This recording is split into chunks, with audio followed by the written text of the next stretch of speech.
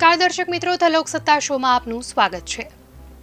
વિનેશ ફોગાટે ઓલિમ્પિકની ફાઇનલમાં પહોંચીને કરોડો ભારતીયોના દિલ જીતી લીધા હતા, પણ આ ખુશી વધુ સમય સુધી ટકી ન શકી।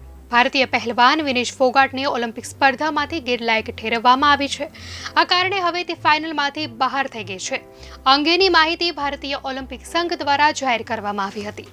ભારતીય કુસ્તીબાજ વિનેશ ફોગાટને વધુ વજન હોવાને કારણે મહિલા કુસ્તી 50 કિગ્રામાંથી ગેરલાયક ઠેરવવામાં આવી હતી, એમ ભારતીય ઓલિમ્પિક સંઘે જણાવ્યું છે।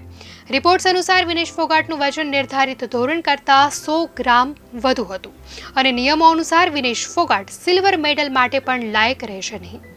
આ પછી 50 કિગ્રા વર્ગમાં માત્ર ગોલ્ડ અને બ્રોન્ઝ મેડલ આપવામાં આવશે। આ ઘટના બાદ અનેક સવાલો ઊભા થઈ રહ્યા છે। ત્યારે ઓલિમ્પિકના નિયમો અંગે વાત કરવામાં આવે તો કોઈ પણ રેસલિંગ ઇવેન્ટમાં ભાગ લેનારા ખેલાડીઓને અલગ અલગ વજનની શ્રેણીમાં વર્ગીકૃત કરાય છે, જેથી દરેક ખેલાડીઓને સરખી તક મળે છે કે તે નક્કી કરી શકાય।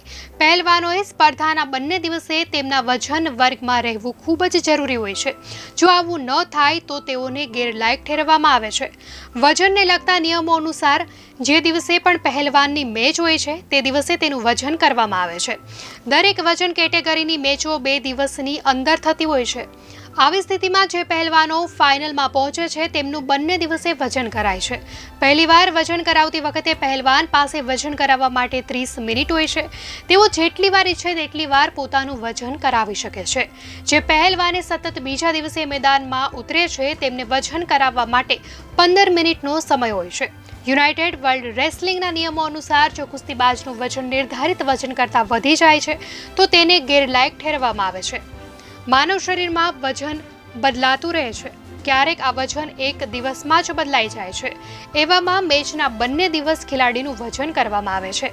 જો કોઈ ખેલાડી કોઈ ખાસ કેટેગરીમાં જગ્યા બનાવી રહ્યો છે તો તેની પાસેથી આશા રખાય છે કે બંને દિવસે તેમનું વજન એક જેવું જ આવે। ઓલિમ્પિકમાં ખેલાડી જે કેટેગરીમાં ક્વોલિફાય કરે છે તેમાં જ તેઓ રમે તેવી આશા હોય છે, પરંતુ પોતાના વજનથી ઓછી કેટેગરીમાં રમવું પણ કોઈ પણ રેસલર માટે સહેલું નથી હોતું। એવું કરવા માટે તેમણે પોતાનું વજન ઘટાડવું પડે છે અને 2 દિવસ સુધી એટલું જ રાખવું પડે છે।